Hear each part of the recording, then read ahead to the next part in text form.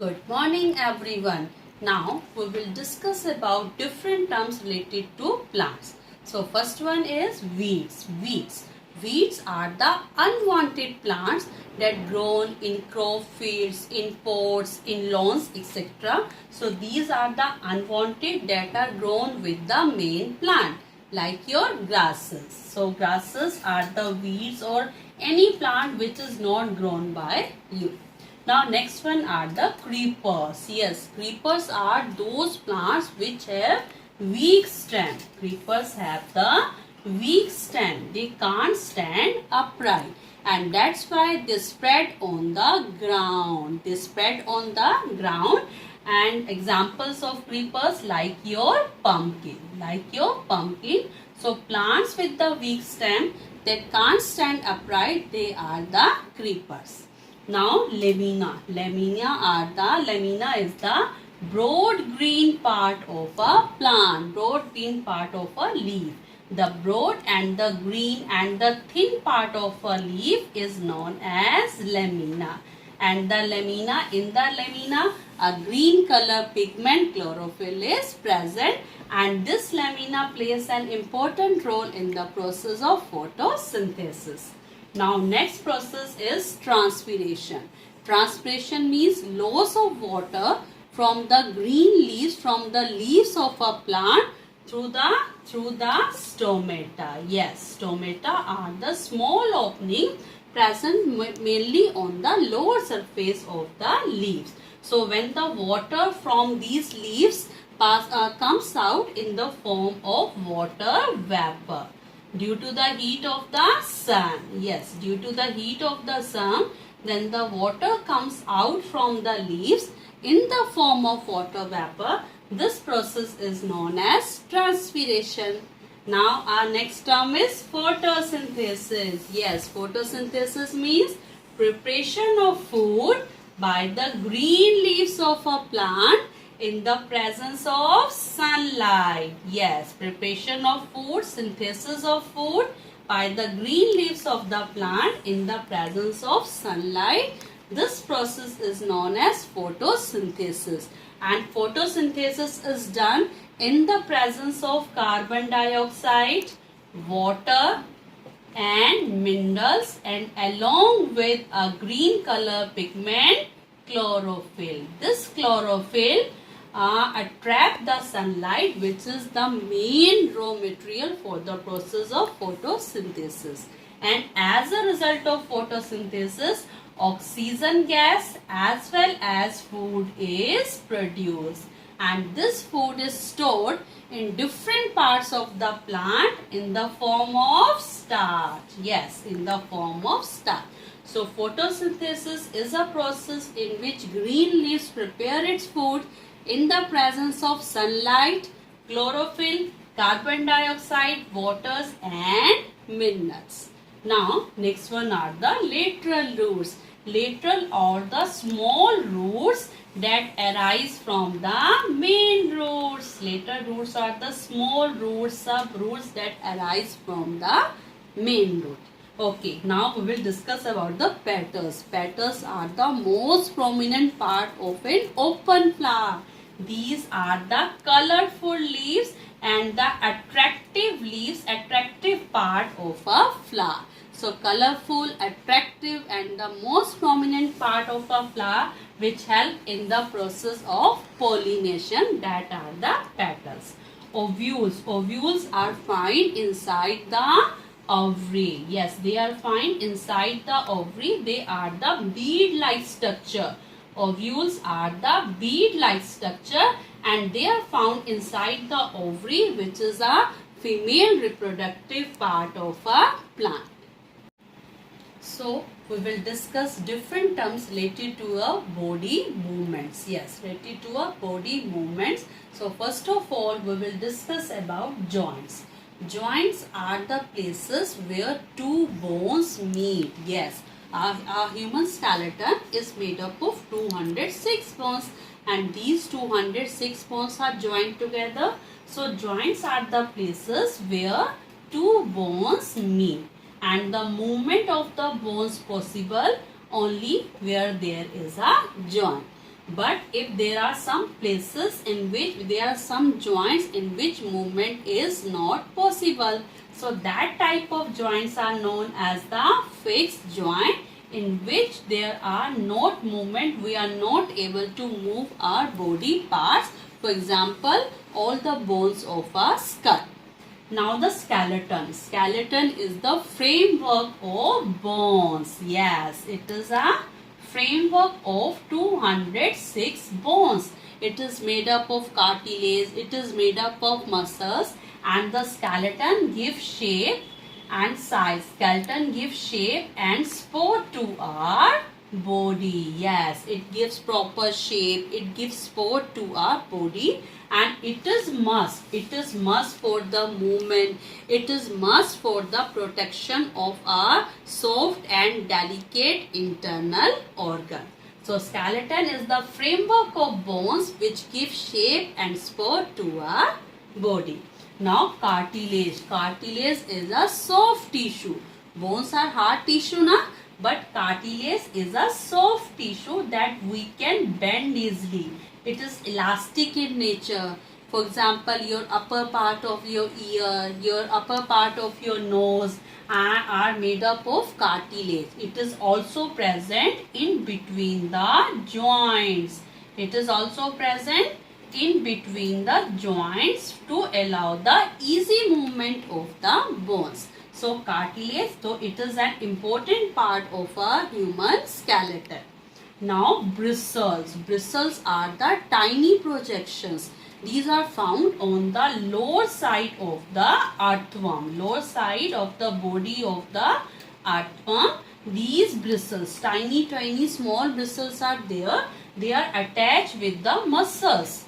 They are attached with the muscles and help the earthworm to for the better grip to the ground. Because when the earthworm moves, first of all it fixes body to the ground. So these bristles help the earthworm to fix its body to the ground, better grip of its body to the ground.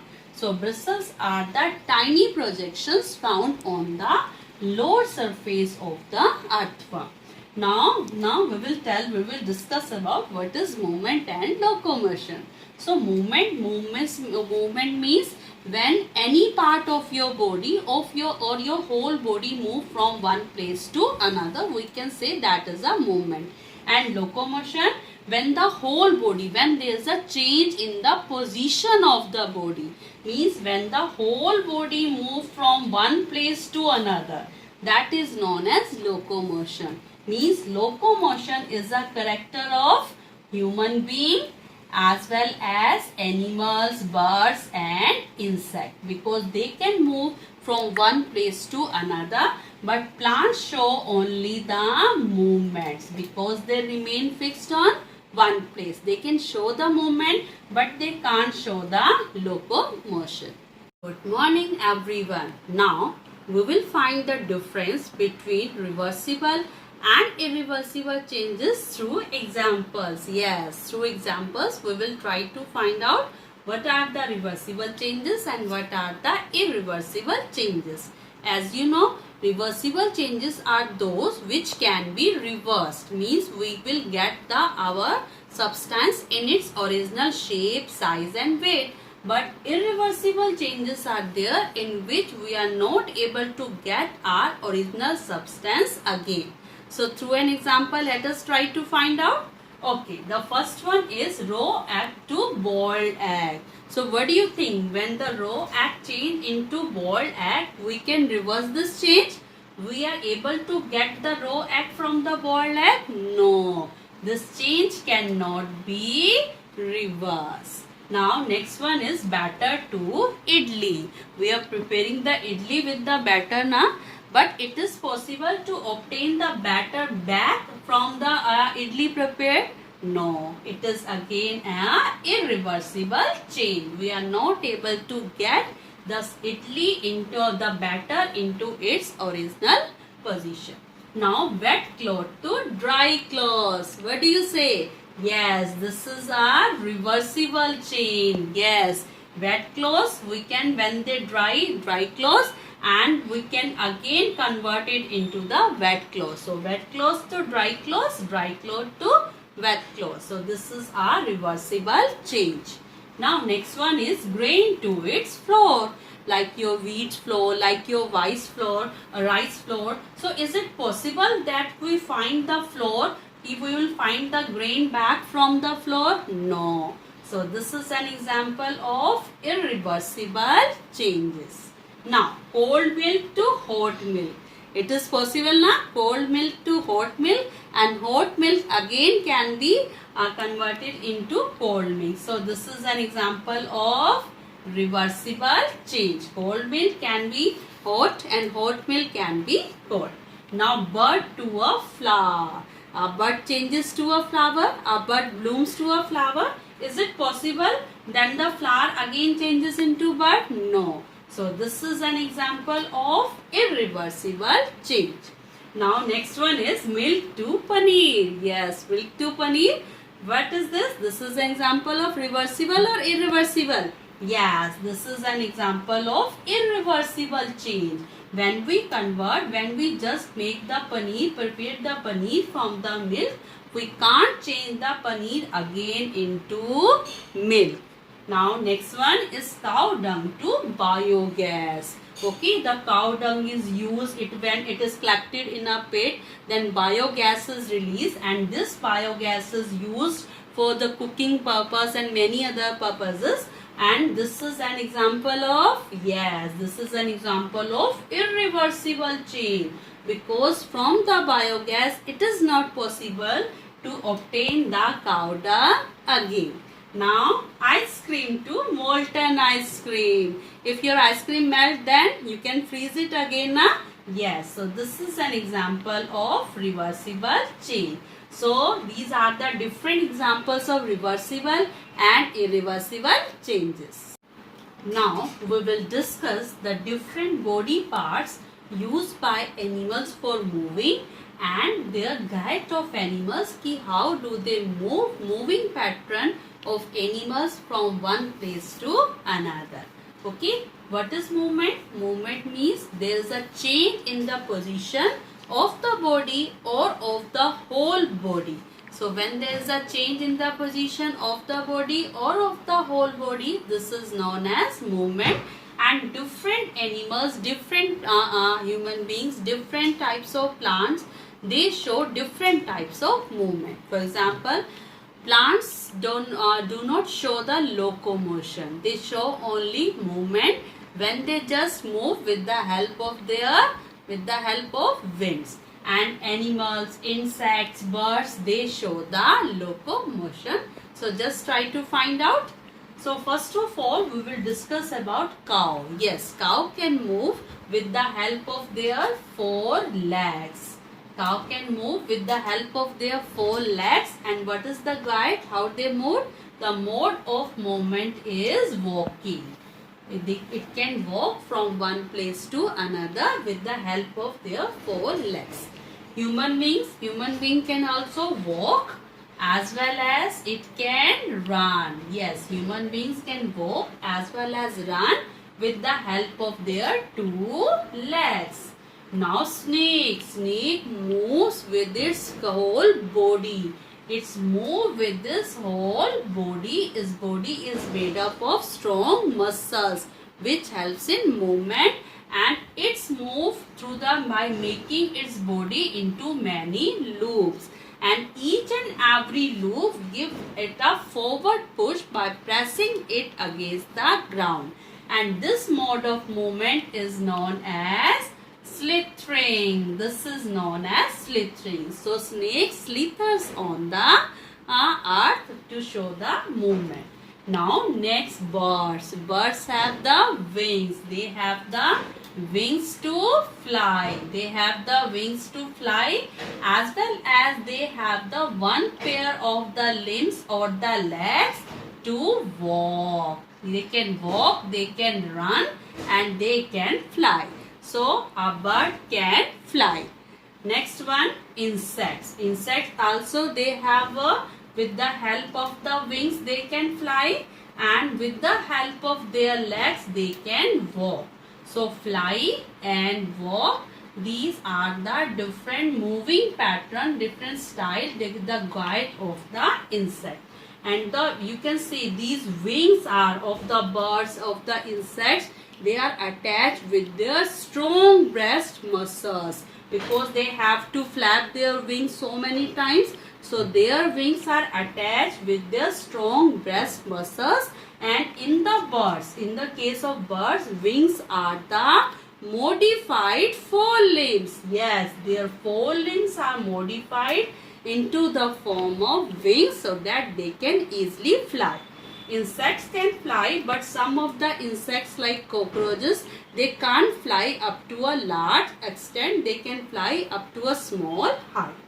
Now fish, yes, a fish can swim in water. It can swim in water with the help of their fins and tail. Yes, with the help of fins and with the help of tail, it can move in water. It can swim in water. A fish swim in water by curving its body. It makes a curve position, the position of the head and the tail at the opposite side. So it makes its body curve, and this curved body help them to make a jerk, to make a push against the flow of water. Fins help them to make the balance in water, and tail of a fish help them to change the direction. Now dog. A dog can move with the help of their legs. It can walk as well as it can run. Yes, with the help of their four legs. A snail.